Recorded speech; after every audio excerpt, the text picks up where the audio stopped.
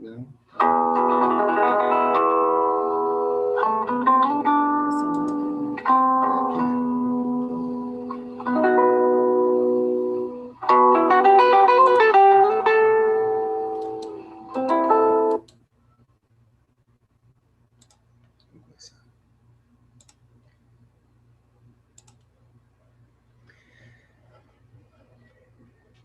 Bom dia a todos.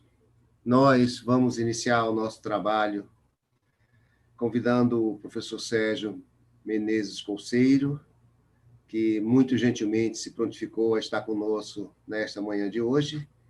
E agradecemos a todos vocês por essa oportunidade que vocês estão nos dando de podermos participar, de trabalharmos e servirmos na causa do bem. Então, vou passar a palavra para a Leila para apresentar o currículo do professor Sérgio.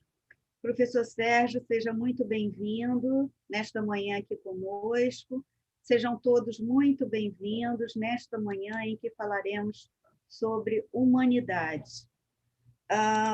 Vou apresentar o currículo do Dr. Sérgio Menezes Couceiro. Ele é médico titular em cardiologia, titular em terapia intensiva, diretor financeiro do Departamento de Espiritualidade e Medicina em Cardiologia, da SOCERJ, que é a Sociedade do Estado do Rio de Janeiro, vinculada à Sociedade Brasileira de Cardiologia, mestrando em Cardiologia pela Universidade Federal Fluminense, coordenador do pré- e pós-operatório da cirurgia cardíaca e coordenador da Clínica Médica do Hospital Santa Isabel, em Cabo Frio, no Rio de Janeiro. Seja muito bem-vindo. Como sempre, vamos fazer uma pequena prece de abertura dessa manhã, agradecendo ao Criador por estarmos aqui reunidos em mais um dia, falando sobre humanidades e virtudes, e agradecendo também ao nosso palestrante de hoje, Dr. Sérgio Menezes Couceiro, que gentilmente, de uma maneira altruísta, veio compartilhar seus conhecimentos com todos nós, contribuindo para o nosso engrandecimento espiritual. Muita paz a todos. Dr. Sérgio, o senhor está com a palavra.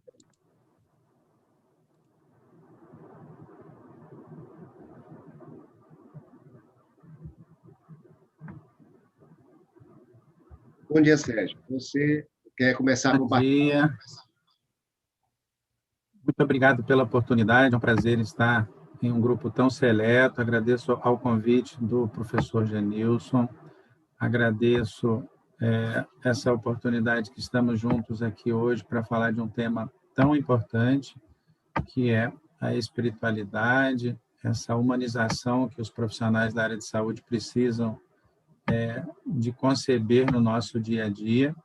E hoje a gente vai abordar um tema que é a espiritualidade e cardiologia.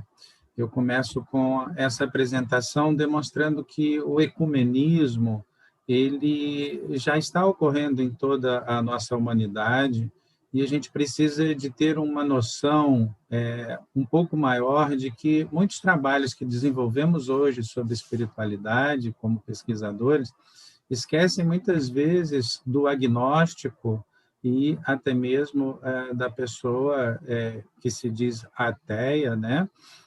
Na verdade, essas pessoas precisam também participar das pesquisas de espiritualidade, justamente porque a espiritualidade ela ultrapassa essa fronteira da religiosidade. Nós vamos falar um pouco sobre isso hoje. Vamos fazer um passeio sobre essa disruptura que houve entre o conceito de corpo, mente e espírito, não é? E procurar depois chegar até as fronteiras que hoje, após o século XXI, né, no início do século XXI, a gente conseguiu essa proximidade, de novo, da ciência com a espiritualidade.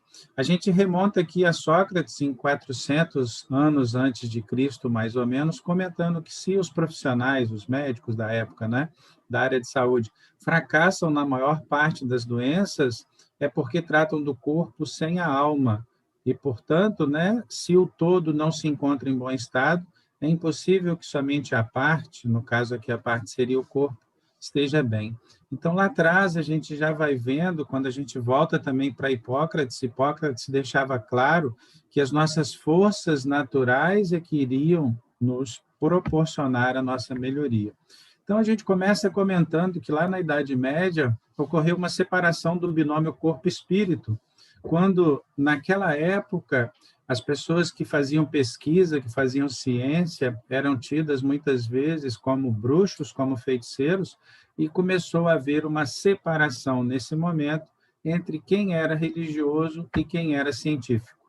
Aí a humanidade adquiriu, durante essa evolução, um acelerado progresso científico, tecnológico, porém, houve um empobrecimento na avaliação do paciente. Nós transformamos o paciente em um brinquedo de Lego, em que a gente monta a cabeça, monta o corpo, monta os membros, e, na verdade, a gente sabe que o nosso objetivo é tratar o seu João, a Dona Maria, e não a doença do seu João ou a Dona Maria. A redução nessas percepções, tanto a nível biológico, quanto a nível psicológico, quanto a nível social, e, por que não, espiritual, acabou nos trazendo o momento atual, em que uma deterioração ocorreu na relação entre os profissionais de saúde e os pacientes. Os pacientes não veem no profissional de saúde, muitas vezes, um aliado, veem, na verdade, um profissional que muitas vezes eles temem ou muitas vezes não confiam, e isso ou trouxe, né, uma quebra na nossa relação médico-paciente muito prejudicial e deletéria para o nosso profissionalismo, e a gente vai ver isso acontecendo dessa forma. A medicina Ayurveda, a medicina tradicional, primitiva, que ainda é a medicina oficial da Índia, ela acreditava que a doença ela iniciava antes de ser percebida. E os Vedas estimulavam os pacientes a enfrentar a doença, a mudar o seu padrão vibracional. E como o NESM, no caso, ele participa das práticas integrativas, é importante a gente lembrar desses conceitos para a gente poder entender o trabalho que estamos fazendo. Na Grécia, ocorre também uma necessidade de se proporcionar aos pacientes, na Grécia Antiga, a reprogramação mental. O que era isso? Era um processo no qual se propunha um novo modo de viver. Então, o paciente procurava o profissional da área de saúde na Grécia Antiga e ele era estimulado a encarar a forma como ele encarava os problemas de uma maneira diferente, mais resignado, com mais abnegação.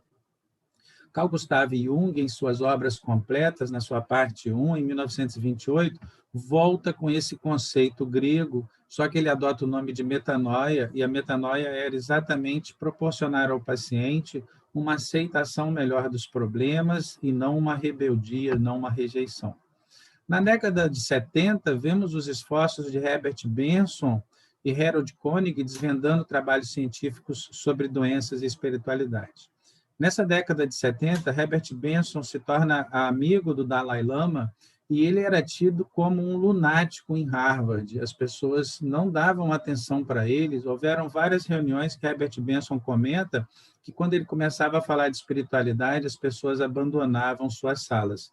Hoje, quando ele faz palestras, é necessário que haja um meeting só com ele apresentando tamanha a procura que existem dos seus trabalhos. E Harold Koenig seguiu o mesmo caminho. Na década de 80, Raymond Moody, o Dr. Bruce Greyson, Rupert Sheldrake, eles demonstram a experiência de quase morte e os campos morfogenéticos. Logo depois, a gente tem aí alguns trabalhos interessantes de Pim Van Lommel, o estudo AWARE, por exemplo, só para a gente ter um entendimento do que é a experiência de quase morte.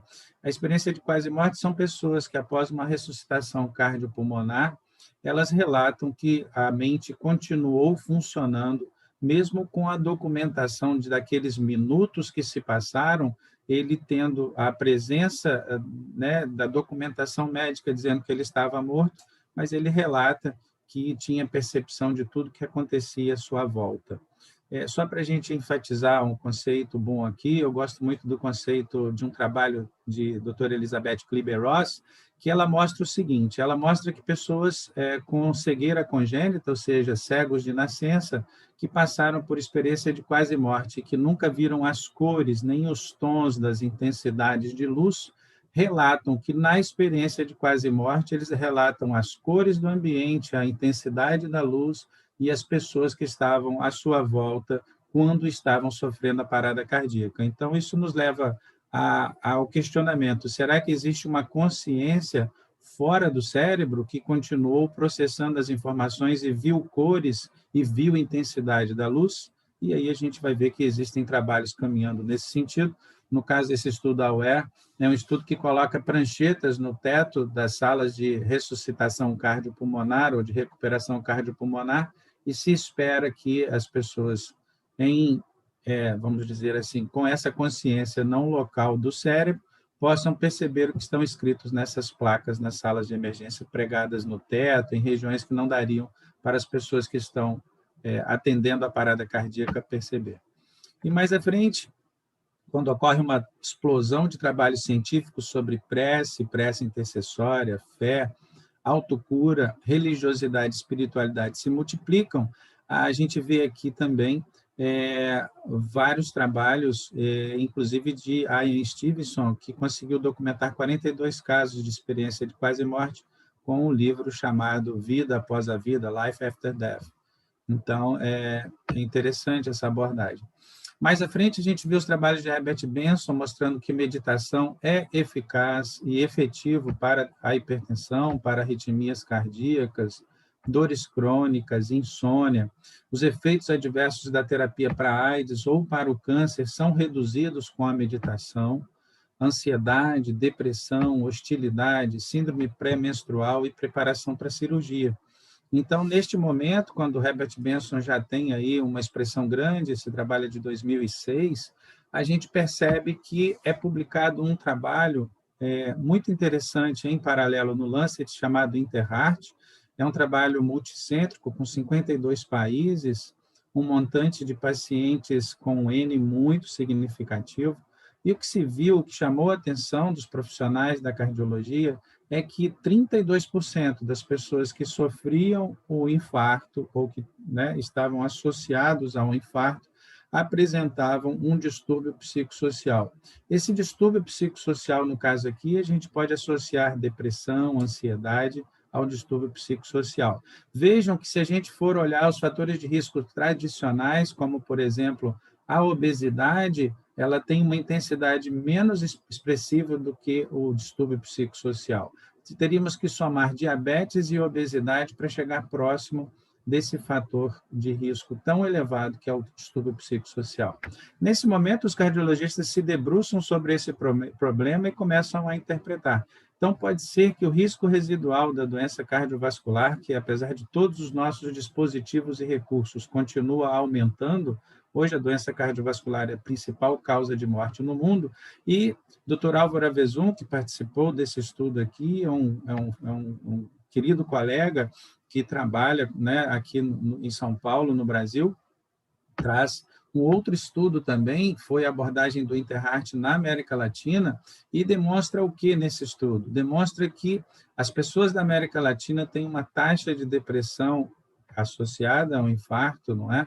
Muito maior do que a escala global. E que o estresse permanente das pessoas na América Latina é muito maior do que o estresse em escala global. Isso nos traz a interpretação de que as pessoas que vivem na América Latina, elas têm uma dificuldade muito grande quanto à segurança, quanto à saúde, quanto à estabilidade, e isso provavelmente explica esse estresse permanente. É mais um motivo para a gente se debruçar sobre esse estudo.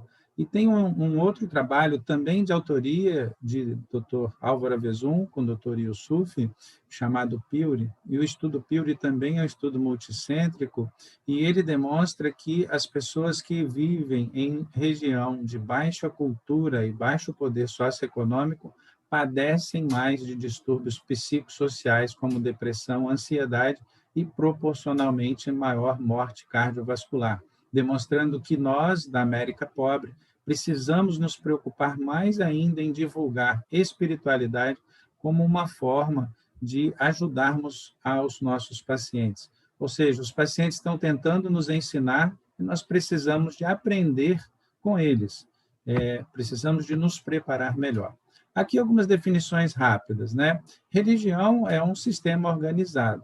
Religiosidade é uma preferência pessoal. Tem o que é católico, tem o que é budista, tem o que é hindu, tem o que é espírita. Já espiritualidade, a gente hoje busca muito separar essas partes, por quê? A espiritualidade é uma transcendência, uma conexão com uma força maior. É quando você tem um sentimento bom, um sentimento que te traz paz. Então, você não precisa de ser religioso para ser espiritualizado. É o contrário do materialista, para ficar mais fácil de se entender. O materialista acredita que a pessoa morreu e acabou. O espiritualista é a pessoa que acredita que existe vida após a morte. Já a espiritualidade não precisa de ser religioso, ele precisa de ter uma conexão com uma força maior, amar alguém, ter bons sentimentos, ter virtudes. Essa é a necessidade de estudarmos. Então, aqui a gente começa a entender por que, então, que devemos integrar a espiritualidade. Em 2012, o Dr. Harold Koenig traz para nós que 96% dos pacientes do estudo que ele apresentou acreditavam em Deus, ou um espírito universal, ou uma força transcendental. Percebam que 96% dos pacientes. 67% pertenciam a grupos religiosos da sua região. 63% pensavam que o sentimento religioso é muito importante. E a gente se debruça com médicos profissionais da área de saúde, sem abordar uma coisa que os próprios pacientes estão tentando nos ensinar. 42% participam de serviços religiosos regularmente. 63% acham que o médico deveria abordar espiritualidade.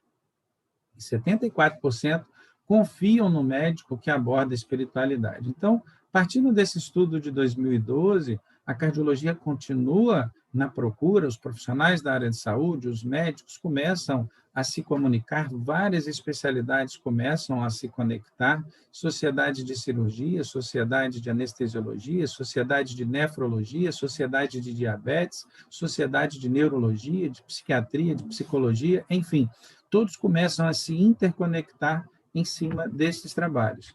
E o que se percebeu? Se percebeu que a religiosidade e a espiritualidade se associam a valores pressóricos mais baixos, nós vamos ver isso aqui, uma melhora na função cardiovascular, reduzindo, inclusive, marcadores inflamatórios, um menor comportamento de aversão durante o estresse, o que num mundo que sofreu, não é, com essa sensação de angústia, de ansiedade promovida pela própria pandemia que a gente está vivendo, e antes da pandemia, pelo próprio mundo estressante que nós criamos para nós e para nossos descendentes, é muito importante a gente perceber essas abordagens. E tem, assim, também menos doença arterial coronária. Chama a atenção que os pacientes que desenvolvem a espiritualidade têm uma longevidade maior, ou seja, a interconectividade com uma força suprema nos traz maior tempo de vida, menores taxas de depressão, recuperação mais rápida da depressão, menor consumo de álcool, de tabagismo e também um aumento da atividade física, um maior bem-estar e um menor estresse psicossocial, todos documentados com vários estudos para corroborar com essa ideia. Então, a gente começa agora tentando explicar como as pessoas adoecem sobre a ótica da espiritualidade. Então, basicamente, existem 3 mecanismos que estamos percebendo que os pacientes podem se adoecer. O mecanismo psicológico, no qual a depressão, a ansiedade, a hostilidade está associada a um aumento das arritmias, uma piora na evolução da doença arterial coronariana e um maior risco de infarto.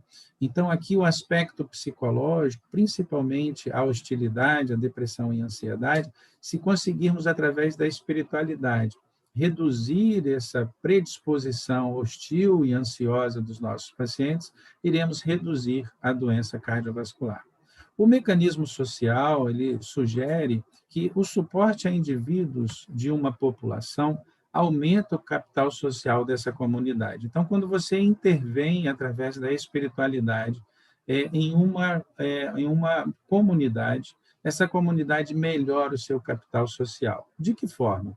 As pessoas começam a utilizar menos droga, a beber menos, a ter parceiros sexuais mais estáveis, a prática do exercício, o abandono do tabagismo, a própria adesão ao tratamento médico, a procura de valores e de virtudes traz para esse paciente uma ressignificância em sua vida. Essa ressignificância proporciona tanto para o profissional de saúde que está prestando esse serviço, nós vamos ver isso mais à frente, quanto para a comunidade que está recebendo esse serviço, um aumento no capital social. Isso com comprovação científica, isso com vários trabalhos mostrando essa diferença. E os mecanismos comportamentais, eles trazem uma mudança no hábito que gera um impacto na sociedade. Ainda há pouco eu comentei que o estudo Pew mostrava que os países pobres e com baixa educação, o coeficiente da educação baixo, tinham maior mortalidade cardiovascular e tinham menores níveis de recuperação frente ao estresse. Então, é mais um motivo para a gente entender que esses mecanismos comportamentais da América Latina trazem mais doença exatamente porque nós vimos que o estresse permanente é maior em uma região em que você não tem uma segurança boa, uma saúde boa, uma educação boa e uma estabilidade financeira boa. E a gente precisa de trabalhar nesses itens, né? Então, aqui voltando àquele exemplo do mecanismo psicológico, um exemplo que a gente pode dar é esse aqui. As pessoas que têm um grau de enfrentamento religioso muito alto, elas têm metade da incidência de depressão do que as pessoas que quase não frequentam a atividade religiosa. Então, é importante a gente ver que 35% das pessoas com depressão em baixa atividade religiosa, espiritualidade, associada a 17% das pessoas que tinham uma atividade mais intensa. Outro fato também que nos chama a atenção é que a pressão arterial diastólica em pessoas que têm que fazem a prece, ou leem a Bíblia, ou têm um atendimento de frequência maior de espiritualidade, tem uma pressão arterial diastólica menor do que as pessoas que quase nunca fazem essa prática religiosa. Então, isso daqui é para a gente ver o mecanismo psicológico e seu resultado na saúde. O mecanismo social, que eu trouxe de exemplo aqui para a gente, é esse do bem-estar. As pessoas que têm baixo atendimento religioso e prática da religiosidade, elas têm um bem-estar muito menor do que as pessoas que têm uma atividade religiosa regular. É como se a gente tivesse a seguinte interpretação: as pessoas que buscam a paz de espírito, elas têm um bem-estar muito maior do que as pessoas que ficam na sua abordagem da correria do dia a dia, explicando assim de uma forma mais simples, mais sucinta. Outro exemplo que a gente traz é que eles não têm, não é só para uma faixa de idade. É importante a gente entender que aqui de vermelho são as pessoas que têm uma frequência religiosa maior e de azul uma pessoa que tem baixa frequência de atividade religiosa. Quando associado à desordem da ansiedade, a gente vê que tanto nos jovens que têm um atendimento religioso maior tem menos ansiedade, quanto nas pessoas de meia idade, quanto nas pessoas idosas. Ou seja, a prática da espiritualidade diminui a ansiedade de nossos pacientes, independente da sua idade. Isso também fica para nós como um ensinamento. É como a gente disse, os pacientes estão nos ensinando, nos resta agora aprendermos. Aqui, para explicar o mecanismo comportamental, eu trago um trabalho clássico de Dr. Oxman, que ele mostra, após 6 meses de cirurgia, a mortalidade dos pacientes com uma frequência religiosa e um suporte religioso alto foi muito menor do que as pessoas que não tinham um suporte religioso ou a frequência religiosa. É um trabalho clássico que mostrou que as pessoas que não têm a sua interação com uma força maior ou buscam, assim, uma tranquilidade, uma paz de espírito, têm uma mortalidade 6 meses após cirurgia cardíaca maior do que os pacientes que buscam. Então, mostrando que a modificação comportamental nos traz uma significância relacionado à mortalidade. Vejam que é um estudo com 232 pacientes e um estudo bem elaborado. No mecanismo de adoecimento, nós temos também uma tendência a abordar mecanismos genéticos estressores também. Esses mecanismos genéticos estressores passam pela carga alostática e o encurtamento de telômeros. Parece complicado, mas eu vou explicar e é muito interessante. Esse trabalho de Mazeuco mostra o quê? Mostra que nós temos os nossos estresses ambientais no trabalho, em casa, entre os vizinhos, e os eventos principais da nossa vida, eventos esses que nos trazem o estresse, o trauma, o abuso. O que acontece? Isso leva para nós uma resposta fisiológica.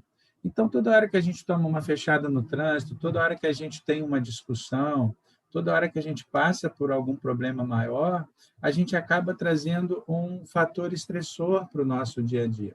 Esse fator estressor, ele leva a uma resposta, a uma adaptação. Isso é chamado carga alostática. Então, quanto mais você passa pelo estresse, mais carga alostática você tem, mais liberação de cortisol, de hormônios pró-inflamatórios, mais mudança no seu comportamento, e você vai acumulando isso hoje, amanhã, depois e depois. Isso acaba levando o quê? A um envelhecimento precoce. Isso acaba levando a uma diminuição do seu tempo de vida. E aí o que Mazeuco fez? Ele deixou as pessoas que já tinham essa exposição, mas associou o engajamento religioso. E o que ele viu no seu trabalho foi que houve uma redução do diabetes, do câncer, da doença cardiovascular.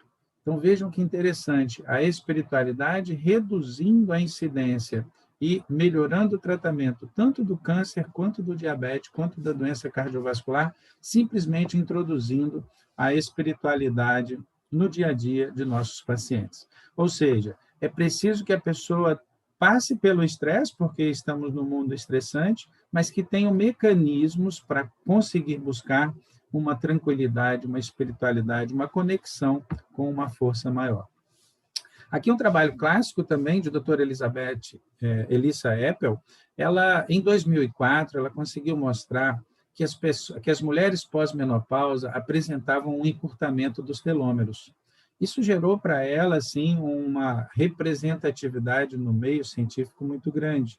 Em 2005, ela volta com um trabalho no qual ela faz o seguinte: as pessoas dividiu essas mulheres pós-menopausa que tinham muito estresse e que tinham pouco estresse, e após a abordagem da religiosidade, ela viu que o encurtamento dos telômeros era menor nas pessoas que faziam medidas de espiritualidade. Então, vejam que as pessoas que faziam a atividade da espiritualidade, elas tinham menor estresse e, com isso, um telômero não tão encurtado quanto as pessoas que viviam sobre alto estresse. Isso demonstrou, essa intervenção demonstrou que podemos ajudar os nossos pacientes. Isso explica por que as pessoas que praticam a religiosidade vivem mais do que as outras. Então, hoje em dia, a gente consegue entender um pouco melhor esse mecanismo. Aqui, para os nossos queridos estudantes, né, os jovens médicos, os jovens profissionais da área de saúde, foi feito um estudo através da coleta da saliva de estudantes, em que eles faziam tarefas gratificantes voltadas para a espiritualidade. Então, no tempo 1, eles colhiam e dosavam o cortisol. Depois das tarefas, vejam que o cortisol foi caindo. Então, mostrando o quê? Que a prática da espiritualidade diminui o nosso estresse e, com isso, a gente consegue comprovar a nível de função biológica. Também foi visto, na dosagem da interleucina 6, sabemos que esta é uma interleucina pró-inflamatória associada a grande processo inflamatório e aumento da mortalidade. As pessoas que frequentam ao menos uma vez ou mais atendimento religioso têm uma dosagem de interleucina 6 muito menor do que as pessoas que frequentam quase nunca ou nunca a atividade religiosa, mostrando que nós ficamos menos inflamados quando praticamos a espiritualidade. Eu estou falando de uma forma um pouco mais simplificada para que a gente possa entender o contexto. E a gente volta para Carl Gustav Jung dizendo que podemos conhecer todas as teorias, dominar todas as técnicas, mas ao tocar uma alma humana, sejamos apenas outra alma humana. Então, a gente volta ao início, não é, do entendimento da metanoia, da necessidade de despertarmos a responsabilidade do paciente para com ele próprio, do paciente para buscar a sua ajuda no seu tratamento, enfrentando a si próprio. Agora, como é que a gente vai tocar a alma de uma pessoa se a gente continua num pedestal? Então, é preciso também que nós, profissionais da área de saúde, busquemos um pouco de empatia, e nós vamos ver alguns estudos sobre isso também. Antes, eu gostaria de pedir a atenção dos senhores para o entendimento da doutora Cicely Saunders, no qual ela mostra a severidade da dor. Às vezes, a gente olha para um paciente e a gente acha que o que ele tem é um problema pequeno, mas a dor ela tem várias nuances. Então, a dor ela pode vir quando a gente está doente, a gente perde a nossa posição social dentro de casa, no trabalho, na família, uma fadiga crônica e uma insônia que a gente não pode reclamar para ninguém porque a gente está doente, as pessoas perdem a paciência com a gente. A falta de amigos, porque quando a gente está bem, os amigos estão do nosso lado. Mas os verdadeiros amigos ainda aparecem, mas muitos somem. A demora no diagnóstico, médicos inacessíveis, profissionais da área de saúde difíceis de encontrar, o fracasso terapêutico, que é muito frustrante, você vai num profissional e a gente sabe que a gente não consegue resolver todos os problemas, o medo do hospital, o medo da dor, o medo da morte, a preocupação como a família vai ficar, a angústia e o principal, a culpa. Nós que trabalhamos em cuidados paliativos, vemos que os pacientes eles têm muita culpa. Eles se culpam por ter fumado, eles se culpam por ter bebido, eles se culpam por algo que fizeram, eles imaginam que estão sendo castigados por Deus pelos seus atos, e a culpa precisa de ser muito trabalhada por nós. A doutora Cicely Saunders deixa isso bem claro, que o sentimento de culpa, a doutora também Elizabeth Kübler-Ross deixa bem claro que o sentimento de culpa ou de barganha é um sentimento ruim. Aí a gente volta lá atrás para a gente entender por que Pargament, brilhante psiquiatra, em 1997 já nos avisava que existiam duas formas de coping, de enfrentamento da doença. O coping positivo, que é o quê? É redefinir esse agente agressor, estressor, a doença, como uma oportunidade para crescimento pessoal e espiritual. Essa é a forma que nós precisamos de abordar nossos pacientes. Nós precisamos de estimular nele o entendimento de que esta doença física ou mental, ou essa perda física ou mental, ela veio exatamente para nos estimular um crescimento, um enfrentamento, de forma que entendamos que o poder superior nos auxilia, que o potencial benéfico existe, e é fundamental que não caminhemos para o coping negativo, que é o quê? É a interpretação desse agente agressor como algo negativo e ruim. É quando aquela pessoa comenta assim, eu nunca fiz mal para ninguém, por que eu tenho essa doença? Tem tanta gente pior que eu e que não tem essa doença. Essa é uma pessoa que está fazendo um coping negativo. É quando a pessoa interpreta que está sendo punida pelos seus erros. Lembram-se que ainda há pouco eu comentei da culpa, que a doutora Cicely Saunders comentava, que devemos abordar, a doutora Kübler-Ross também. Pargament, em 97, antes delas, já comentava que essa abordagem, se achando punido, deve ser reprimida, e muitas religiões interpretam a punição. Você não está tendo essa oportunidade porque você não tem fé. Isso é muito equivocado. E a insatisfação com o poder superior, é a rebeldia, é quando a pessoa se revolta, para de tomar os remédios, para de fazer o tratamento, entra num processo de revolta, de rebeldia, e o pior, muitas vezes tenta barganhar para obter um milagre. Como é que essa barganha? A pessoa começa a fazer a seguinte forma: se eu fizer isso, eu vou me curar. Se eu fizer uma penitência, eu vou me curar. Se eu fizer uma doação, eu vou me curar. Então, não é esse o objetivo. O objetivo é estimular na pessoa um potencial benéfico do que ela está passando. Não comemorar a doença, mas enfrentar a doença. E aí a gente começa a entender que o risco de fadiga de compaixão está ocorrendo em todos os profissionais da área de saúde. As pessoas estão ficando frias a cada hora que passa, se envolvem menos com os problemas dos pacientes, talvez para não sofrer, talvez porque tem que atender rápido, talvez tem porque deseja atender rápido, talvez porque no departamento de emergência que ele está trabalhando com doentes críticos, ele está mais preocupado com os dados numéricos, com o preenchimento burocrático dos papéis, do que dar atenção ao paciente. Eu vou contar um caso rápido para que fique mais fácil de entender o que é fadiga de compaixão. Há um relato de uma paciente no qual o filho era um eminente ortopedista e ela apresentava um quadro muito grave de embolia pulmonar e foi admitida no CTI. O filho ficou do lado dela o tempo todo. Ela foi muito bem atendida, reverteu essa embolia pulmonar e foi para o quarto. Ao chegar no quarto, perguntaram para ela, vou dar o nome dela de Dona Maria, um nome fictício. Dona Maria, a senhora rapidamente foi atendida por uma doença muito grave que poderia ter matado a senhora, o hospital agiu rápido, seu filho trouxe a senhora rápido. O que a senhora achou de todo o atendimento do nosso hospital? E ela descrevia que foram os piores 3 dias da vida dela.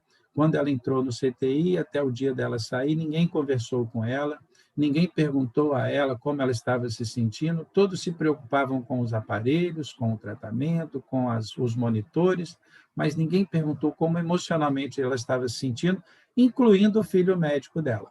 Então, vejam que a gente precisa de perceber e se colocar no lugar do outro, porque se talvez alguém tivesse explicado a ela que ela estava passando por um problema, que estava sofrendo de um tratamento, mas queriam dar atenção, talvez ela se sentisse melhor do que ter recebido os melhores recursos terapêuticos daquele hospital. E isso é a fadiga de compaixão. Os estudos demonstram que as tentativas de construir resiliência ao estresse nos profissionais da área de saúde se beneficiam muito de breves intervenções, como mindfulness, meditação de mindfulness no trabalho, e muitos mantras de autocompaixão positiva. Entre eles, o journaling, que é o quê? Você estimular o seu paciente ou a equipe de saúde a anotar todas as coisas que ela é grata, todas as coisas que ela sentiu-se bem durante o dia, para que ela possa se relembrar dos momentos de gratidão, dos momentos de satisfação que ela teve, porque a gente lembra muito da dor, mas a gente esquece muito o amor que a gente passa ao longo do dia. Na medicina baseada em evidência também, a gente precisa de entender que a empatia, se colocar no lugar do outro antes de tratar, facilita muito o processo. E dentro da abordagem de espiritualidade, a gente precisa de se colocar no lugar do outro. Vejam o caso, por exemplo, dessa senhora que eu comentei. Ninguém se colocou no lugar dela, da Dona Maria, para perguntar, Dona Maria, a senhora tem alguma pergunta? A senhora gostaria de saber o que vai acontecer aqui durante o dia de hoje, a tarde de hoje, a noite de hoje? Está confortável? Gostaria de fazer algum tipo de interação conosco, mas trataram ela simplesmente como um monitor cardíaco, não é? Então, a empatia, ela melhora a satisfação do paciente, da equipe e a adesão à medicação. Vamos ver isso aqui, um trabalho de doutora Cristina Puchalski, no qual ela mostra o quê? Que a espiritualidade, junto com a compaixão, traz um benefício de que forma? Para a equipe de profissionais da área de saúde, ela reduz o famoso burnout, que é a sobrecarga, que é a estafa, que é a fadiga de várias horas trabalhando entre a vida e a morte dos pacientes, hoje em dia até nos colocando em risco de vida. Aumenta a sensação de significado e objetivo no trabalho, é quando você levanta de sua casa e fala, não, eu vou trabalhar porque eu sou importante para aquela equipe, eu sou importante para aquelas pessoas, e é quando você consegue um bem-estar espiritual, em que você consegue perceber que você faz parte de um todo e que esse todo vai se beneficiar da sua presença. E ao paciente, quando ele percebe que existe compaixão e espiritualidade na equipe, ele percebe que agora os cuidados são centrados nele, não na doença dele, mas nele, na Dona Maria, no seu João. Então, essa percepção da compaixão no cuidado traz uma sensação de bem-estar, uma sensação de satisfação. E isso permite que ele faça uma adesão maior ao tratamento, uma adesão maior aos exames, uma adesão maior aos cuidados para consigo mesmo e também, por que não dizer, ao enfrentamento da doença de maneira positiva. Sabemos que existe essa escala da doutora Cristina Puchalski para a gente abordar a fé, a espiritualidade de nossos pacientes. Temos várias escalas, entre elas a Spirit também, que é interessante, de Malgans, mas a que eu acho mais interessante para a gente passar para os nossos colegas é do American College of Physicians, que ela tem 4 perguntas, são fáceis de guardar. Primeiro é perguntar ao paciente se a fé é importante para ele e se em algum momento ela já foi importante na sua vida. A outra pergunta é se ele gostaria de falar sobre assuntos religiosos. E se sim, se ele gostaria que chamasse alguém para ele conversar. Por quê? Porque muitas vezes esse paciente tem uma abordagem de religiosidade diferente do hospital onde ele está internado, diferente da equipe que o está atendendo. Então, ele muitas vezes deseja falar com quem? Com uma pessoa que ele confia, com um padre, com um pastor, com um rabino, não é? E muitas vezes ele tem algum culto religioso que ele gostaria de ter contato. Então, é importante a gente ter esse respeito, essa atenção. A gente vai caminhando e lembrando um resuminho. O que as pesquisas nos sugerem? Nos sugerem que muitas pessoas desejam que sua vida espiritual seja abordada. Estudos demonstram também que existe uma relação entre espiritualidade e melhores resultados no tratamento de saúde. E os estudos demonstram também que apoiar a espiritualidade do paciente parece que aumenta a capacidade de enfrentar e também de se recuperar das doenças. Então, essa é uma home message, é uma mensagem que a gente precisa de guardar. Mas a gente precisa de entender também que as pesquisas não sugerem algumas interpretações equivocadas. As pesquisas não sugerem que pessoas religiosas não adoecem. Adoecem sim, pessoas religiosas adoecem. As pesquisas não sugerem que as doenças ocorrem por falta de fé. E as pesquisas também não sugerem que a espiritualidade é fator promotor de saúde dos mais importantes.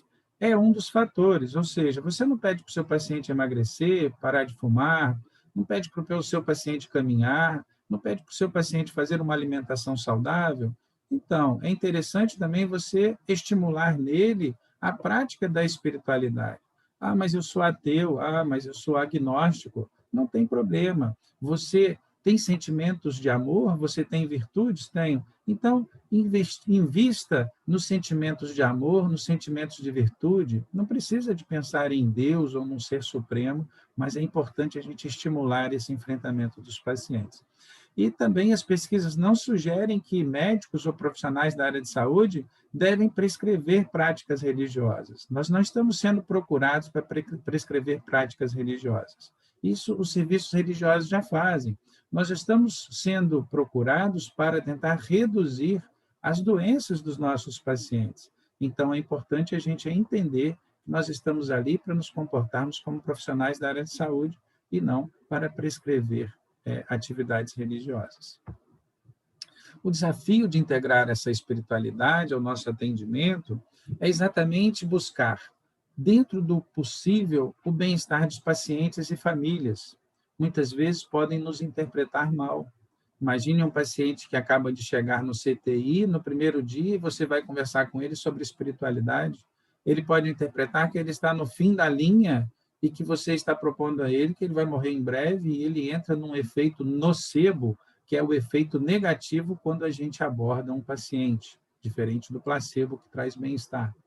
O bem-estar espiritual dos trabalhadores na área de saúde é difícil de conseguir porque é preciso que se faça um trabalho de treinamento, ninguém está preparado para atender espiritualidade ainda, estamos arranhando a superfície de um iceberg. Para conhecermos muito ainda sobre espiritualidade, vamos precisar de aprender muito, e o bem-estar também da organização de saúde, ou seja, o ambiente que a gente trabalha também precisa de ser propício para o bem-estar espiritual dos nossos pacientes. Então, como eu falei, a gente está no começo de um processo e a gente precisa de trabalhar muito para esse desenvolvimento.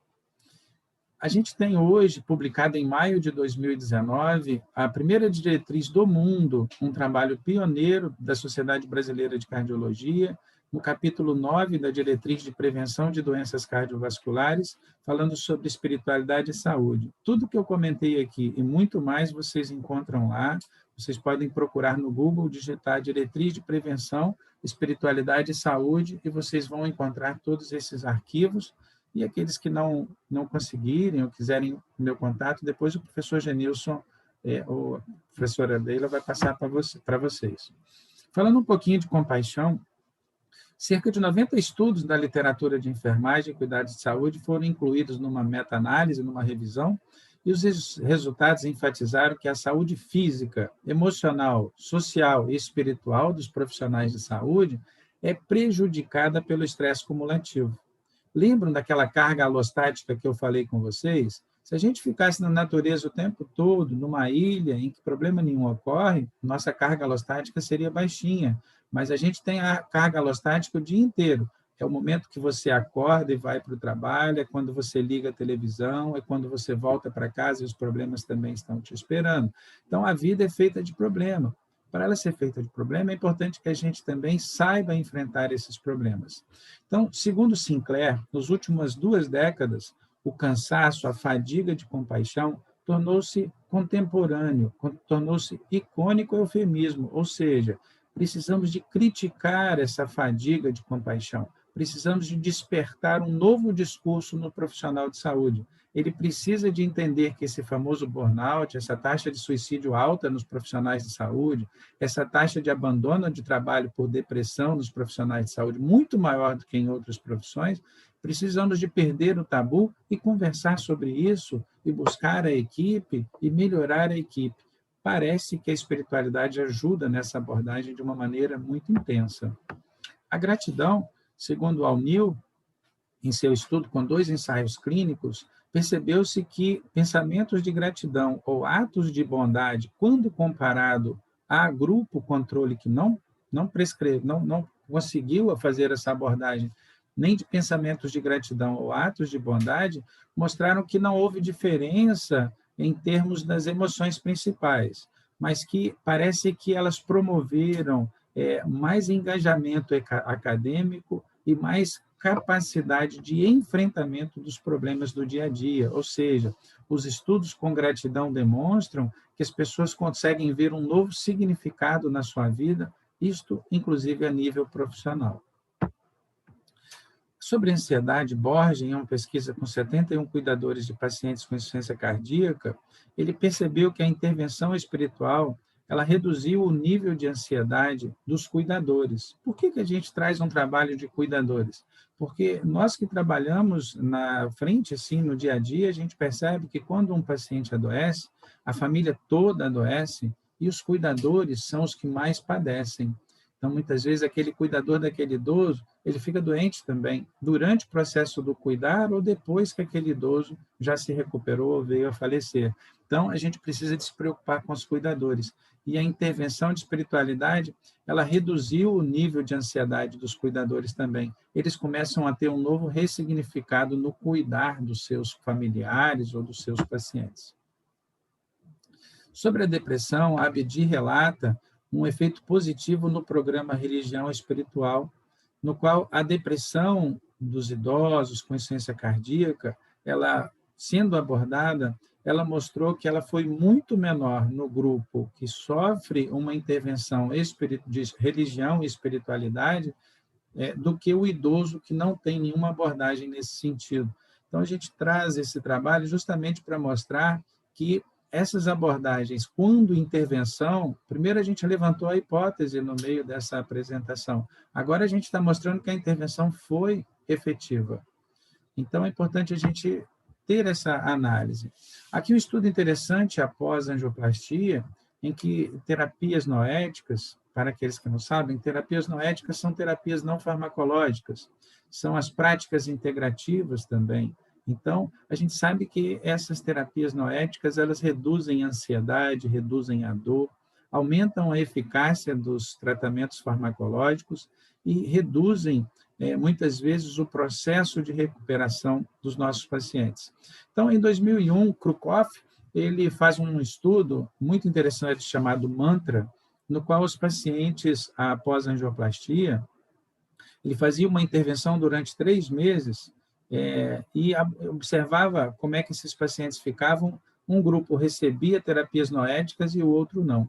O grupo que recebeu terapia noética teve uma melhora na qualidade de vida. Então, ele volta em 2005 e faz um novo estudo. Só que nesse estudo, ele acompanha os pacientes agora por 6 meses. E o que ele observou é que os pacientes que recebiam música, imagem e toque, a terapia, né, de toque, eles tinham uma mortalidade após 6 meses da angioplastia menor do que os que não receberam as práticas noéticas, mostrando que essas práticas integrativas reduziram a mortalidade dos pacientes após angioplastia. E aí a gente conclui a nossa apresentação, abrindo assim para o espaço para a gente conversar sobre o grande educador, Dr. William Osler, também se tornou inclusive Sir na Inglaterra. Ele explicava que a medicina, basicamente, ela pode ser feita com 3 Hs: humanismo, humildade e humor. Aqui é uma foto clássica dele observando o paciente sem falar nenhuma palavra e ensinando a seus alunos. Ele ensinava, e tem uma célebre frase dizendo que o paciente deseja te contar o que ele tem, ele deseja te mostrar o que ele está apresentando, mas que falta para nós a observação, a capacidade de prestar atenção nos sinais, sintomas e no que o paciente tem a dizer. A gente vê hoje profissionais especializados em mínimas partes do corpo humano, mas a gente precisa de saber bastante sobre as mínimas partes do corpo humano, mas voltar aos ensinamentos de Sir William Osler e entender que, muitas vezes, conhecermos a parte holística do nosso paciente, conhecermos o lado também da espiritualidade desse paciente, vai nos ajudar a tocar a alma dele para que ele possa enfrentar melhor as doenças.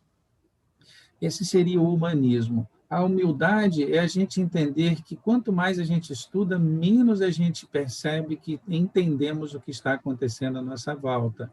Então, muitas vezes a gente vê hoje profissionais da área de saúde com muitos títulos em um pedestal, se achando muitas vezes distante do paciente. A gente vê a medicina da América do Norte, que a gente se espelha tanto, profissionais que chegam para um paciente e comentam: olha, você vai fazer uma cirurgia cardíaca, a sua mortalidade é de 12%, a possibilidade de você ter um AVC de 5%, e eu não tenho nenhuma forma de te ajudar mais do que fazer a cirurgia. É uma forma um pouco assim dura e crua de se abordar. E a gente vê que a gente imita muito a medicina norte-americana, quando, na verdade, a gente precisa de buscar essa humildade e se colocar com um olhar empático, olhar através do olhar do nosso paciente, para ver se ele está preparado para ouvir uma estatística de risco de uma cirurgia, ou talvez ouvir: olha, nós vamos tentar fazer uma cirurgia, envolve riscos, mas vamos estar do seu lado o tempo todo, a equipe vai estar do seu lado, estamos junto com você, esteja a cirurgia evoluindo bem ou mal, eu vou estar junto de você, sua família vai ser orientada, vamos estar o tempo todo juntos, unidos, para que você possa ter o melhor tratamento. Eu acho que isso daí ajuda bastante o enfrentamento da doença. E também a gente buscar o humor, né? A gente vê que, às vezes, o profissional de saúde, principalmente o profissional mais jovem, ele muitas vezes, porque ainda não está num ambiente de segurança, um ambiente em que ele se sente confortável, um ambiente em que ele se sente seguro, muitas vezes ele mantém uma distância enorme do seu paciente. Muitas vezes ele não sorri, muitas vezes ele não brinca, muitas vezes ele não dá espaço para que haja uma inter-relação e uma interação com o profissional. Então, procure a prática do bom humor, um bom dia, uma boa tarde de verdade, saindo mesmo assim, de forma espontânea, você chegar com o paciente desarmado, você chegar com o paciente de uma forma espontânea. Então, o humor que o William Osler traz para nós é isso, é o bom humor, é você chegar sem a carranca. Ninguém pode se sentir bem com um profissional carrancudo, um profissional fechado. E aí ele comenta que o bom médico trata a doença. Esse é aquele médico famoso que tem uma estatística boa e que as doenças que ele trata estão com uma boa redução. O grande médico, na verdade, trata o paciente que tem a doença. E é isso que nós, do GENCA, o NESM, como a gente está vendo, um trabalho brilhante, agradeço aqui a gente poder estar junto nesse momento, a gente tenta despertar nos profissionais da área de saúde o entendimento que a gente precisa de tratar o paciente, a gente precisa de abordar o ser humano, a gente precisa de tocar a alma dos nossos pacientes e lembrar a ele: olha, você adoeceu pelo comportamento que você teve até agora, você adoeceu pelo pensamento que você está tendo que te trouxe até aqui. A partir de agora, você precisa de mudar o seu comportamento, precisa de mudar o seu pensamento, para que juntos, com o que eu disponho de recurso, e você, com o seu pensamento e o comportamento, possa me ajudar. Do contrário, se você não tiver essa humildade de explicar que você é limitado como profissional da área de saúde, seus resultados vão ser mais frustros. E aí a gente conclui dizendo que é mais importante saber que tipo de pessoa tem esta doença do que qualquer tipo de doença que esta pessoa tenha. Agradeço pela sua atenção, o meu muito obrigado. Sérgio, obrigado. Queria que você interrompesse o compartilhamento para nós começarmos agora com o chat, as perguntas, já são várias aqui que tem. Tá bem? Perfeito. Então, começando, a Ilani diz, parabéns, doutor Sérgio, linda palestra, Deus abençoe o senhor e toda a sua família, muita gratidão. Agradeço a oportunidade. Ela também agradece a minha Leila, e a Fátima Galvão faz a seguinte pergunta, quando o médico é materialista, quais as dificuldades que ele teria para abordar a espiritualidade e religiosidade do paciente? Muitas vezes a pessoa é materialista, mas ela ama, ela tem a oportunidade de conhecer as suas virtudes. Então, muitos materialistas, muitos ateus, muitos agnósticos, eles têm uma abordagem, às vezes, muito humana. Então, a gente precisa de entender que o materialista é um estágio do aprendizado do profissional. Então, a gente tem que procurar estimular as virtudes das pessoas, mas é mais difícil para o materialista tocar o coração de uma pessoa através da espiritualidade, eu concordo com você.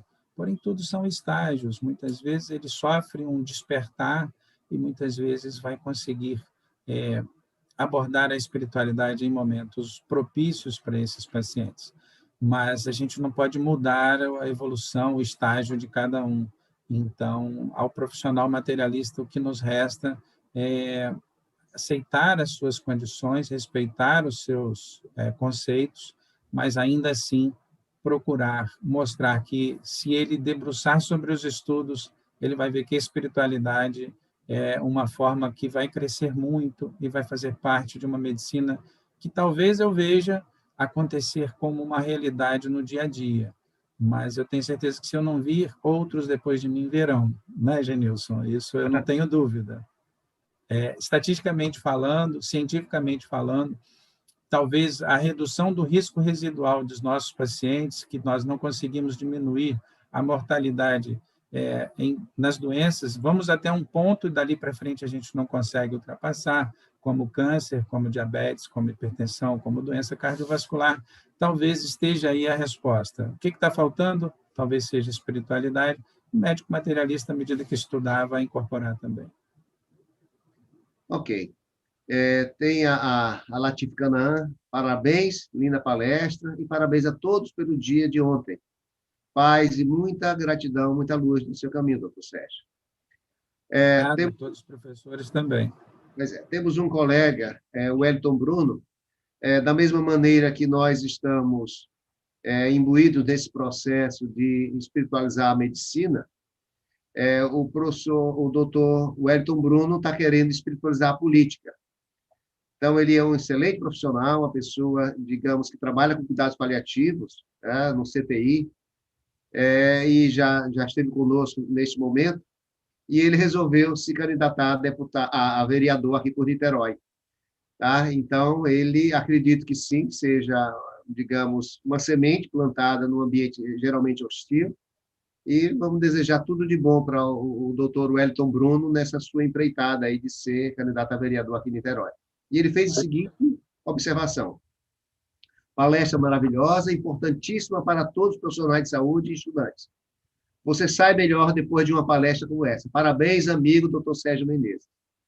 O Bruno é um grande amigo meu. Eu assisti a essa apresentação de paliatividade que vocês fizeram depois pelo pelo canal do YouTube de vocês. E o Bruno é uma pessoa que eu posso aqui comentar que é uma pessoa especial, diferenciada, e eu fico muito feliz porque se os bons não se apresentarem, os maus vão continuar se manifestando no meio político. Então, parabéns, Bruno. Pena que meu título não é daí de Cabo Frio, senão você teria meu voto, e quem te conhece sabe que você é uma pessoa realmente séria e que eu torço para que mais pessoas da sua estirpe também participem da política. Parabéns. Doutor Sérgio, agora vem uma pergunta do YouTube diretamente. E algumas perguntas aqui sempre direcionadas à preocupação da informação da espiritualidade para profissionais céticos. Então, a Adileia Amorim, ela fala: bom dia, na parada cardíaca, num paciente com muito sofrimento, em estado terminal, analisando pelo lado espiritual, há alguma orientação sobre o uso da reanimação? Grata, muita luz. Eu não entendi bem a pergunta, Leila, me perdoa. Ela vai complementar ou então, vamos ver se a gente entende aqui. Eu diria o seguinte, no processo de distanásia. Tá? Se o paciente está com uma parada cardíaca, com muito sofrimento, ou seja, no estado terminal, será que valeria a pena ressuscitar um paciente com câncer terminal, uma doença terminal? Entendi, perfeito. Tá? Perfeito. Veja bem, obrigado pela pergunta, uma pergunta muito importante. O que acontece? A gente não pode prolongar o sofrimento de nossos pacientes. A gente entende que nós partimos do princípio da beneficência, então a gente precisa de fazer atitudes, inclusive o nosso código de ética não permite esse processo de prorrogar e prolongar o sofrimento. Então, eu acredito que, neste momento, é importante que a equipe tenha, vamos chamar assim, de bom senso e entender que os cuidados ali são paliativos. Paliar não é não fazer nada. Eu vou citar aqui, por exemplo, os estudos que nós temos em cuidados paliativos. Temos o PAU-REFT, que é um estudo muito famoso sobre insuficiência cardíaca, mas eu vou citar o estudo de Campinas com a doutora Ana Cláudia Quintana de Arantes, que ela conseguiu reduzir 56% do uso de morfina nos pacientes em cuidados paliativos, que muitos iam para o CTI e acabaram falecendo junto da equipe multidisciplinar. Então, é importante a gente entender que ela conseguiu reduzir também a nutrição enteral, muitos faleceram conseguindo se alimentar pela boca, sem usar tanta morfina, e enfrentando a doença através da prática da humanização e espiritualidade. Então, eu acredito que o que falta em certos serviços ainda é o conhecimento que a gente está trocando experiência aqui. Não fazem por mal, fazem por desconhecimento das medidas necessárias. Então, respondendo a sua pergunta, quanto à espiritualidade, quando forem conhecedores da oportunidade de humanizar, de espiritualizar e estimular a espiritualidade dos pacientes, nós não vamos ter tantas famílias desesperadas pedindo para doentes em fase avançada irem para o CTI, não vamos ver profissionais da área de saúde encaminhando pacientes em fase avançada para o CTI. CTI é um ambiente de recuperação, não é um ambiente de despedida. Então, muitas vezes fazem do CTI um portal para o céu, mas não é o caminho correto. E hoje a gente tem a diretriz americana de cuidados intensivos, a diretriz europeia de cuidados intensivos e a diretriz brasileira de cuidados intensivos, que deixam claro que pacientes em fase avançada não têm indicação de CTI, sim de cuidados paliativos. Aqui tem uma outra pergunta de Ana Carneiro, dizendo: doutor Sérgio, como acessar os profissionais de saúde mais céticos? Esse tema é abordado em congressos médicos? O GENCA, ele existe há 13 anos. No começo, as salas eram ainda vazias, quando comparadas a hoje. Hoje, nosso grupo é o maior grupo da Sociedade Brasileira de Cardiologia. Nós estamos chegando a mais de 1.000 cardiologistas inscritos no nosso grupo, e isso é um motivo de muito orgulho. Existe uma sede muito grande de se aprender sobre espiritualidade. A Sociedade Brasileira de Diabetes também aborda dessa forma, a Sociedade de Nefrologia, a Sociedade de Cirurgia, a Sociedade de Neurologia, a Sociedade de Psiquiatria, a nível de Brasil, e alguns trabalhos americanos. A Europa ainda não aderiu bem à espiritualidade, são mais céticos, apesar de ter vários autores também na Europa fazendo esse trabalho. Então, o que eu posso comentar é que, para os médicos mais céticos, a gente vai dar o tempo de aprendizado. Tudo que é novo demora, os conceitos precisam de serem sedimentados na cientificidade. Então, por que que hoje, vocês vejam que essa apresentação de hoje, eu calquei o tempo todo o alicerce em trabalhos científicos. Por quê? Porque o que vai movimentar o implante da espiritualidade no meio científico, no meio acadêmico, são trabalhos acadêmicos. Então, a gente precisa de fazer essa abordagem de maneira científica para que isso fique bem alicerçado nos conhecimentos. O médico cético, ele se baseia em dados científicos.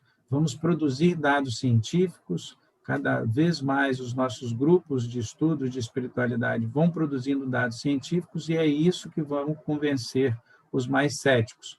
Quando você tem certeza de uma ideia, você não precisa de ter pressa, mas você precisa de agir dentro das regras do jogo. As regras do jogo são produção científica. Então, aqui eu conclamo para que façamos produção científica e, assim, possamos convencer os mais céticos. Eu percebo que as pessoas estão preocupadas em convencer os mais céticos, mas não nos preocupemos com isso. Façamos nossa parte, façamos produção científica e a ciência vai fazer o restante, junto com a espiritualidade, claro. Aqui existem muitos agradecimentos, doutor Sérgio, e um especial que fala coragem e fé, terapia teologal, esplêndida palestra, foca na verdadeira importância da espiritualidade. É de João Walter Fang. Muito obrigado. Tem uma pergunta aqui da Tereza Cristina, que diz o seguinte: qual o papel da equipe interdisciplinar numa abordagem voltada para a saúde e espiritualidade? Muito obrigado pela pergunta muito importante. Todos os trabalhos, vocês veem que eu coloquei aqui, propositadamente, trabalhos de enfermeiros, não de médicos, trabalhos voltados para o cuidador, não de médico. Por quê? Porque em todos os níveis existem as necessidades de que a equipe multidisciplinar atue na espiritualidade. Então, hoje, uma equipe com boa acreditação nos hospitais, ela tem o capelão ou o orientador espiritual, ela tem o psicólogo, ela tem o médico, o fisioterapeuta, o enfermeiro, o técnico de enfermagem, o nutricionista, o fonoaudiólogo, enfim, toda a equipe de espiritualidade estando preparada e fazendo o trabalho de educação continuada hoje, nos dias de hoje, traz para o hospital um nível de acreditação maior. Então, a classificação ISO, hoje, ela agrega valor em uma equipe multidisciplinar que faz trabalho de espiritualidade de maneira continuada. Vejam que interessante, né? Então, já é realidade. O que falta é conhecimento. Provavelmente, a maioria das pessoas que está me ouvindo nem sabia disso. Então, a gente vê hospitais que buscam acreditação. Uma das formas de acreditação é uma equipe multidisciplinar que faz um trabalho de espiritualidade. Então, o trabalho está aí, falta somente os tarefeiros. A seara é grande e os trabalhadores são poucos. Exatamente. Ô, Sérgio, eu pergunto, a pergunta pessoal para mim aqui, a sua opinião pessoal em relação à pandemia e à espiritualidade na medicina. Nós estamos vendo vários profissionais de saúde, médicos, paramédicos, o pessoal de enfermagem, de nutrição, fisioterapeuta, farmacêutico, pessoal da limpeza, ou seja, toda a equipe de hospitais estão envolvidas no atendimento do paciente grave e correndo um risco sério de ser acometido pela mesma doença. Aí eu te pergunto, o que você teria a dizer, qual a sua opinião acerca desse estado que nós estamos vivendo agora, a mentalidade da medicina, dos médicos, dos profissionais de saúde, de um modo geral, com essa pandemia em relação à espiritualidade? Perfeito. Primeiramente, eu preciso de me posicionar no entendimento de que aqui na região de Cabo Frio eu fui escolhido para coordenar o enfrentamento do maior hospital da região dos Lagos. Nós atendemos a 11 municípios. E nesse período eu vi anestesistas que não queriam anestesiar, eu vi, não no nosso hospital, mas em geral, né? Cirurgiões que não queriam operar, médicos que não queriam atender, enfermeiros que não queriam trabalhar, profissionais da área de saúde com medo da pandemia logo no início, e os próprios funcionários da parte administrativa também não queriam ir trabalhar. Então, a gente teve a oportunidade de fazer reuniões e esclarecer que era uma oportunidade de exercermos as nossas atividades e fazermos o nosso sacrifício. Sacrifício este que teria a oportunidade de vermos quem realmente tinha vocação para aquela sua função, não de maneira um discurso de cobrança, mas sim de despertar nas pessoas o entendimento de que esse momento da pandemia, apesar da gente correr risco de vida, foi uma oportunidade de usarmos a nossa verdadeira vocação para que o mundo continuasse, para salvar vidas, para realmente demonstrar a nossa capacidade de ajudar ao próximo, de aprender com essa pandemia. Então, a nossa equipe aderiu, aos poucos as pessoas foram voltando, os lugares onde pude participar e abordar foi muito interessante, porque a partir do momento que você explica dessa forma, as pessoas voltam para o trabalho, diferente de ameaçar demissão, diferente de fazer esse tipo de abordagem. Então, respondendo à sua pergunta, eu acho que essa pandemia ela veio para mexer com o alicerce da humanidade. Muitos exacerbaram as suas faltas de virtudes. Concordo. Houve um predomínio da violência, houve um predomínio da corrupção em alguns momentos e com algumas pessoas. Mas a grande maioria, eu acho que nunca se falou tanto em ajudar ao próximo, eu acho que nunca se valorizou tanto a inter-relação que existe entre o toque, entre o abraço.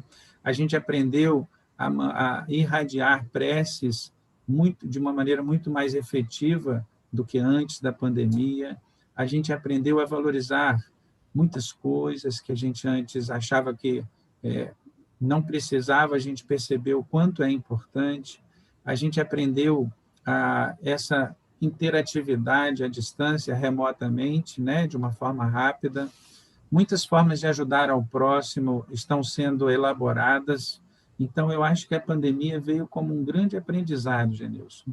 Eu acho que ela veio para nos fazer nos alavancar para níveis de ser humanos melhores. Muitos não perceberam, mas a grande maioria percebeu.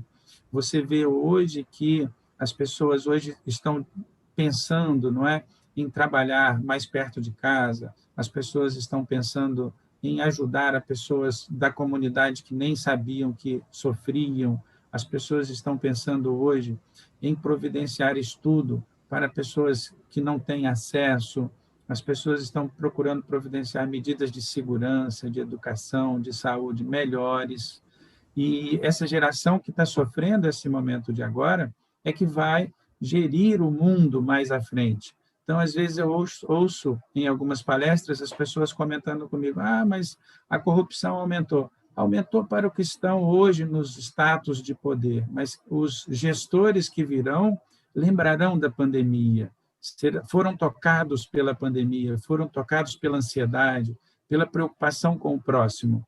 Então, eu vislumbro momentos maravilhosos para a humanidade. Eu não vislumbro mais tanta dificuldade como nós estamos passando, em processos de pandemia depois.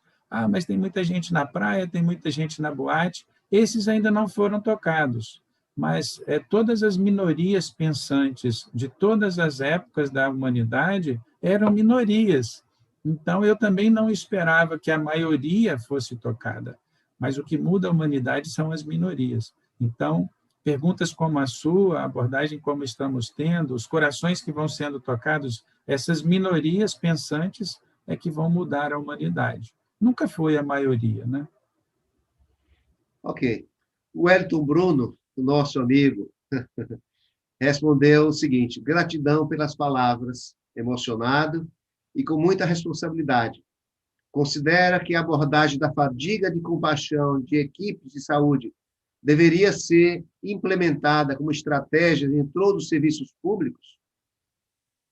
Acredito que sim, não só nos serviços públicos, mas eu acho, com o tempo, Bruno, que nós vamos ver isso acontecer de uma forma muito natural, porque hoje, por exemplo, você vê que a publicação aí do fim do ano, né, de 2019, mostrando uma incidência de suicídio entre os profissionais de saúde muito alta, uso de droga, uso de bebida, uma grande quantidade de afastamento por depressão nos profissionais da área de saúde, vai mexer, inclusive, com os materialistas, pelo próprio processo de gestão hospitalar, pela própria necessidade de trabalho, estão percebendo que precisam de fazer medidas para evitar o burnout, evitar essa fadiga de compaixão. Então, é importante que, não só nos serviços públicos, quanto nos privados, que se desperte para a necessidade de a introdução e de forma continuada. Não é implantou o serviço, ano que vem vamos ver como ficou. Os projetos que a gente vê ao nível da Universidade de Carolina do Norte, os projetos que a gente vê ao nível de Harvard com Harold Carnegie, é exatamente o quê? É um serviço continuado, no qual você faz reuniões, ao menos mensais, de preferência quinzenais, para que essa equipe possa ir aprimorando e implementando cada vez mais a espiritualidade como forma de combate de fadiga de compaixão. Sérgio, só tem mais agradecimento, ou seja, o Luiz Fernando Alves diz: parabéns, doutor Sérgio, excelente explanação. Então, eu gostaria que nós encerrássemos por aqui, não tem mais perguntas. Eu gostaria de fazer a prece de encerramento e depois deixar para a sua mensagem final para todos que estão conosco neste momento e aqueles que irão partilhar conosco depois no YouTube. Tá bem? E o NESM agradece a sua contribuição tão generosa, doutor Sérgio, pela brilhante palestra. Muita gratidão, que possamos tê-lo novamente conosco mais à frente. Obrigado, Leila. Obrigada. Então, vamos elevar o nosso pensamento a Deus, o nosso Pai Maior, por essa oportunidade que Ele nos permitiu de estarmos todos nós juntos nessa hora, falando de coisas elevadas, instigando os nossos valores, para que possamos modificar, através do conhecimento, o nosso autoaprimoramento. Que Deus abençoe a todos que estão conosco neste momento e que estarão remotamente depois através do YouTube, mas pedimos que o Pai Celestial abençoe e ilumine o companheiro Sérgio, que tão gentilmente esteve conosco neste momento, mostrando o seu grau de elevação espiritual, da sua humildade, do seu conhecimento, para que todos esses valores pudessem ser distribuídos para todos que estão partilhando agora. Obrigado, meu amigo, que Deus te abençoe, que Deus te ampare e ampare a todos que estão conosco agora. Graças a Deus. Como palavras finais, eu agradeço imensamente essa oportunidade. Gostaria de lembrar que, no começo, a gente, como profissionais da área de saúde, a gente abordava o ser humano como um todo. A gente deixou bem claro que, em algum momento, a gente se perdeu, teve um crescimento científico importante, mas o crescimento voltado para a abordagem da espiritualidade, a gente está um pouco atrasado. Então, depois disso, em 2000, surgem vários trabalhos mostrando que toda a humanidade, independente de crença ou de religião, os profissionais da área de saúde e a humanidade buscam hoje o desenvolvimento de alguma coisa que estava faltando. E parece que essa coisa que nos falta é a abordagem da espiritualidade, não é? Então, a gente precisa de levar isso para os nossos pacientes, não como uma prescrição de bolo, mas sim com um olhar, através do olhar dele, para que a gente possa entender o que está acontecendo, o que está faltando na vida desse paciente, ou o que tem em excesso, para que a gente possa o ajudar a voltar a ter o equilíbrio, tanto do corpo, quanto da mente, quanto da alma. E, dessa forma, a gente se despede, lembrando a vocês que os estudos sobre espiritualidade vieram para nos movimentar, nos deixar claro que são estudos sérios, estudos científicos, e que todas as sociedades da área de saúde hoje estão produzindo informações para nos ajudar. Estamos no início, não é, do processo de aprendizado, como eu falei, a gente está descobrindo ainda como ajudar com a espiritualidade. A gente falou muito hoje do coração, porque o coração, segundo Grolot, é um receptáculo de todas as emoções que nós percebemos no nosso dia a dia. Mas a gente extrapola esse raciocínio para todos os órgãos do corpo e, principalmente, a gente entender que somos corpo e alma. A gente falou, inclusive, de experiência de quase morte, para deixar claro que parece que existe uma consciência não local, não localizada no cérebro. E a gente precisa também de trabalhar essa consciência não local nos nossos pacientes. Fica aí também uma situação para a gente ir amadurecendo, não é? E eu agradeço a oportunidade de estarmos aqui hoje, falando de uma força maior. Para mim é Deus, para alguns pode ser um outro chamado, mas não importa. O que importa é que busquemos nossas virtudes, como a Leila falou na prece inicial, e assim exercermos a oportunidade de servir e de estarmos aqui em comunhão, cada um ajudando ao próximo. Me despeço agradecendo até agora a atenção de vocês. Muito obrigado. Obrigado. Muita paz.